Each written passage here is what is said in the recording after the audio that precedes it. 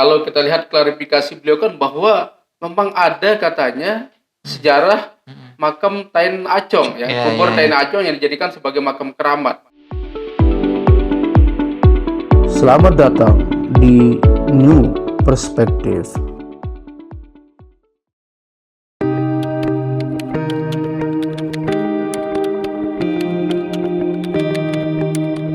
Kembali lagi di New Perspective bersama saya Ahmad Yani. Ya, pada sore ini kami masih akan berlanjut berdiskusi terkait dengan kasus Wahabi ini dengan narasumber kita Pak Dr. Saiful Hamdi, Direktur Pusat Studi Islamic Culture and Society. Pak Dokter, kita lanjut aja begitu Pak Dokter ya. Kalau kita lihat perkembangan terakhir begitu, kasus ini kan eskalasinya cukup meningkat satu pekan terakhir ini.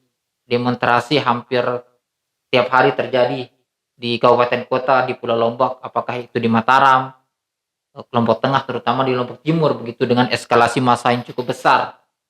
Dan kita tahu sendiri memang Ustadz Mizan sudah diamankan oleh pihak kepolisian di Polda. Dan informasi yang kita dengar juga Pak Dr. Saiful Hamdi ini sebagai salah satu saksi ahli ya yang diminta pendapatnya oleh pihak penyidik dari Polda NTB terkait dengan kasus ini. Nah, tapi mungkin yang menjadi pertanyaan saya mungkin Pak Dokter, kalau kita lihat ihwal dari kasus ini kan terkait dengan adanya pandangan antara Wahabi dengan kita penganut terbesar di sini kan Ahlussunnah wal Jamaah terkait dengan ziarah kubur. Nah, kalau dari pandangan Pak Dokter sendiri, ziarah kubur ini apakah memang kearifan lokal atau memang ini norma agama begitu Pak Dokter? Ya Mas Yani, terima kasih banyak. Ini Mas Yani wartawan nih tahu aja kalau kita dijadikan sebagai saksi ahli dari Kapolda. Memang betul kemarin saya sempat dimintai keterangan untuk menjadi saksi ahli. Mas Yani ya ini saya kira persoalan Wahabi ini mengalami eskalasi yang luar biasa. Kita tidak menduga bahwa pasca viralnya video Ustadz Mizan yang menyebutkan kata-kata yang tidak pantas di depan publik dan menyindir makam-makam leluhur orang Sasak, dan ternyata mendapat respon yang luar biasa dari masyarakat begitu. Kemarin sudah terjadi penyerangan, tetapi syukurnya bahwa tidak ada penyerangan baru. Yang ada adalah demonstrasi bagaimana kemudian masyarakat mengekspresikan kekecewaannya terhadap perilaku ataupun tutur kata yang dianggap tidak sopan tentang status dari makam tersebut begitu, yang disandingkan dengan istilah kubur Tain Acong ya. Ya Mas Yani, ini kalau kita perhatikan ya dalam kultur masyarakat Sasak ini memang agak lucu begitu. Kalau kita marah, ya, orang-orang tua kita marah selalu menggunakan nama-nama binatang untuk memanggil. Ya.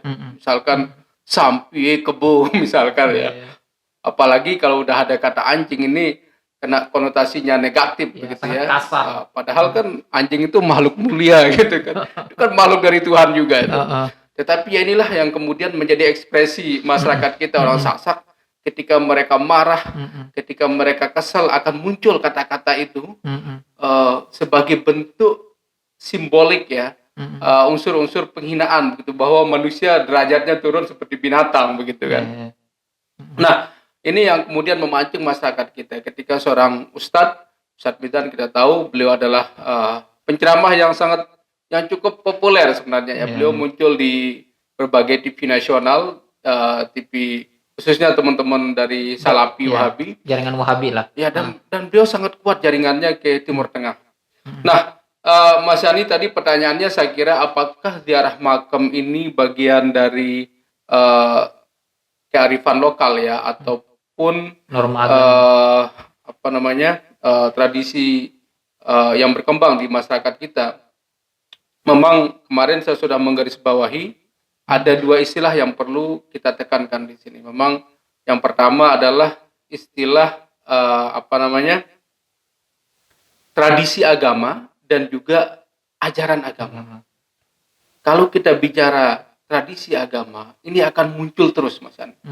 Ketika misalkan sebuah ajaran bersentuhan dengan relasi sosial, kemudian interaksi masyarakat, ya bagaimana kemudian masyarakat menafsirkan, pasti akan muncul tradisi-tradisi baru yang tidak mungkin akan kita temukan pada zaman Rasul.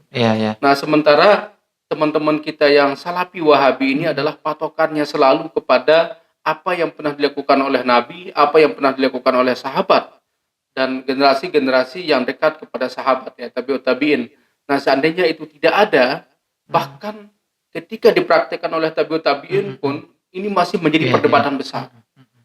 Nah, ini saya kira titik temunya di sini, Mas Ani, bahwa satu berbicara dalam konteks ini adalah ajaran agama, satu berbicara dalam konteks tradisi keagamaan.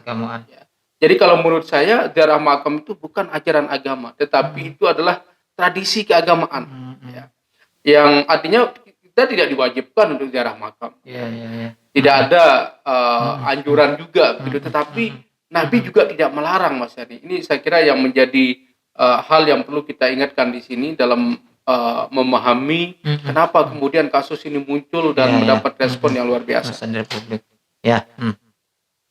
Nah, kalau seperti itu, kalau pandangan Abang dengan adanya bisa kita bilang perbedaan pendapat atau perbedaan penafsiran lah antara Wahabi dengan kitab penganut terbesar di sini Pulau Lombok, Ahlussunnah wal Jamaah, terhadap ziarah kubur ini, begitu Bang.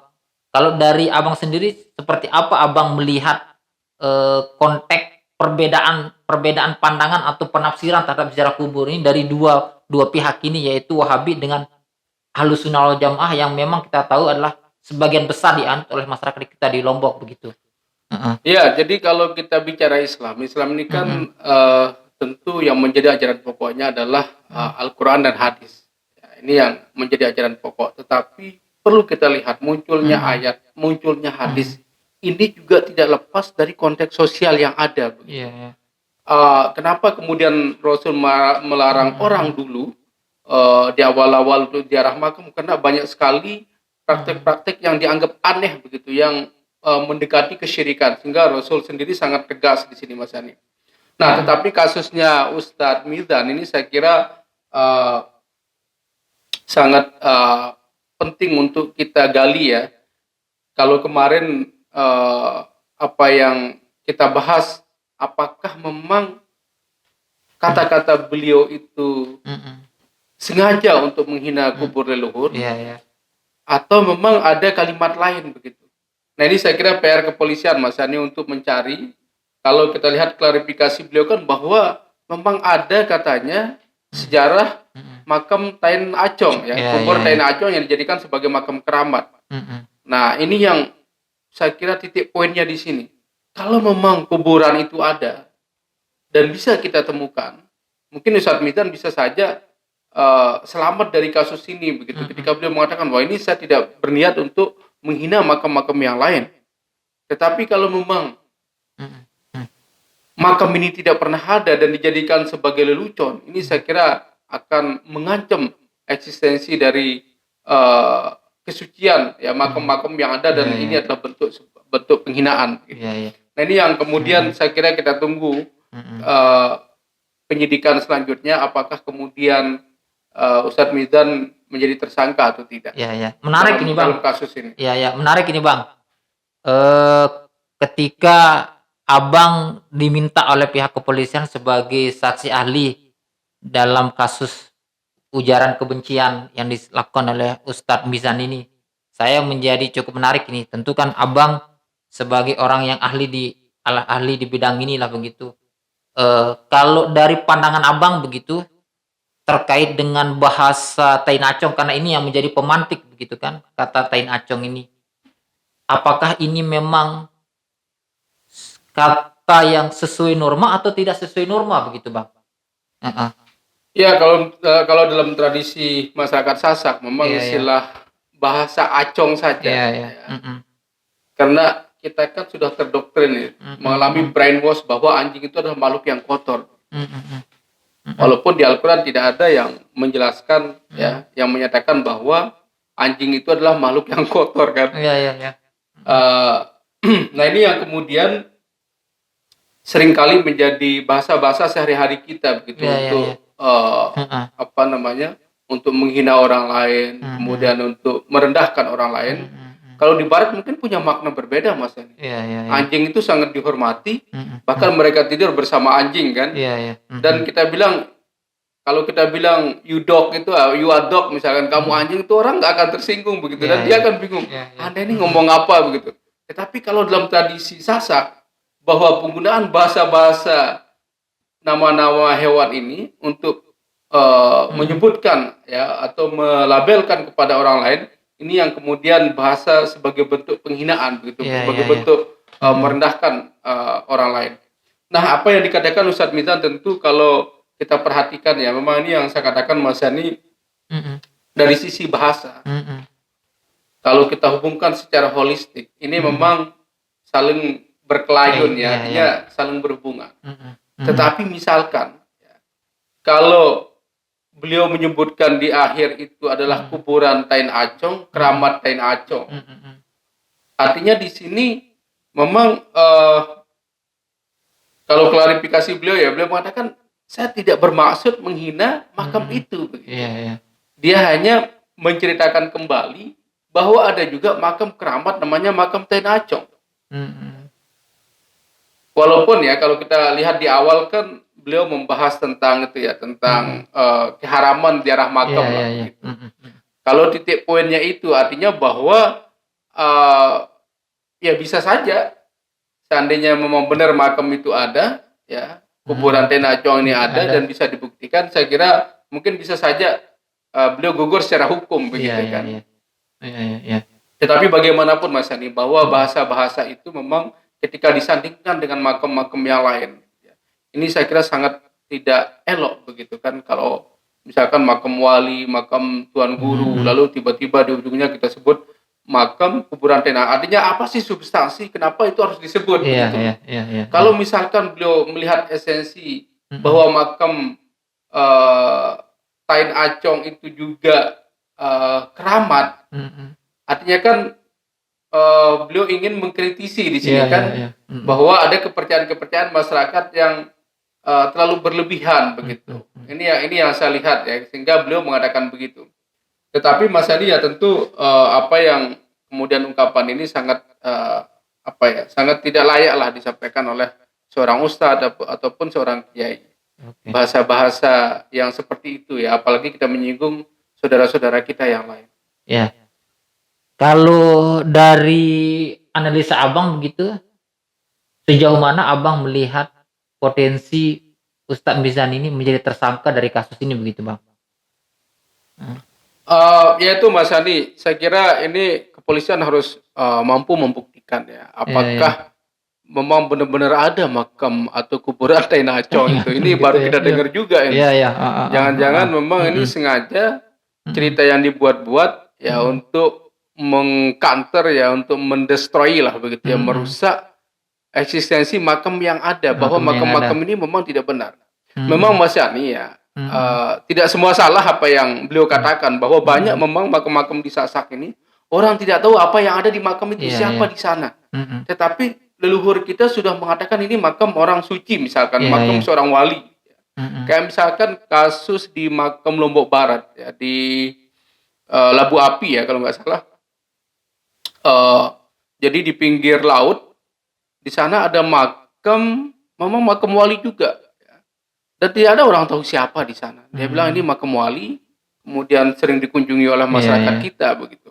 Nah artinya bahwa informasi-informasi ini bisa saja muncul dari ya lewat mimpi, kemudian lewat pengalaman spiritual orang lain. Ini kan hidup ini tidak murni apa yang ada yang kita lihat.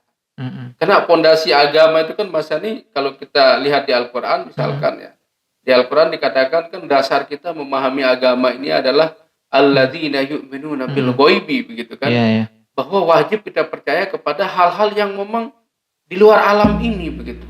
Tidak serta-merta kita harus nafikan semua. Ini yang saya kira menjadi pondasi kita. Nah, ketika muncul kritik ya terhadap praktek-praktek ziarah ini, tentu kan ya ada unsur rasionalitas, ada yang tidak rasional. Ini kan dunia spiritual ya, susah juga kita untuk untuk menghakimi begitu. Sama kayak aliran sesat. Kasusnya Ahmad Bakri misalkan, ketika dia mengatakan bahwa dia diangkat sebagai nabi kan, Ahmad Bakri yang di Sembulia itu. Lalu kalau kita tanya beliau pengalaman spiritualnya ya dia seperti pernah melakukan Isra Mi'raj gitu kan, dipanggil. Ya kalau kita bisa Isra Mi'raj juga malah seneng kan. Karena kan Tuhan memanggil kita kan. Nah, teman-teman kita yang melihat wah ini jangan narasinya seperti dia seorang nabi, akhirnya dia dikenain pasal penghinaan, menghina simbol agama, kemudian melahirkan berita bohong, lalu kemudian dia ditangkap. Artinya bahwa sejauh mana kita bisa melihat apakah pengalaman spiritual itu lalu orang bisa mengklaim. Ya sama lah kasusnya kayak Ahmadiyah atau Lia Eden. Ini kan orang-orang yang punya pengalaman spiritual, lalu kemudian dengan dengan gamplangnya menyebut tokoh-tokoh yang sangat besar begitu. Misalkan dia mengaku sebagai Jibril, dia mengaku sebagai Bunda Maria. Ya ini kan butuh penafsiran begitu. Tidak kemudian Anda mengaku ini lalu kemudian Anda benar-benar seorang Bunda Maria kan begitu. Nah, kembali kepada kasusnya Ustadz Mizan, memang ini saya kira menjadi pelajaran penting lah. Bagaimana kemudian kita tetap saling menghormati, tetap memberikan ceramah yang sejuk Mas Yani. Bagaimanapun kan masyarakat Sasak ini sudah menerima jamaah teman-teman Salafi, dakwah mereka. Jangan kemudian harus dipaksakan semua begitu. Nah ini yang saya kira menjadi pelajaran penting. Siap ya. Ya, pemirsa, demikian diskusi kita dengan Pak Dr. Saiful Hamdi. Saya tidak mengambil kesimpulan apapun. Sampai ketemu di New Perspektif dengan isu dan tema yang berbeda. Assalamualaikum warahmatullahi wabarakatuh. Waalaikumsalam.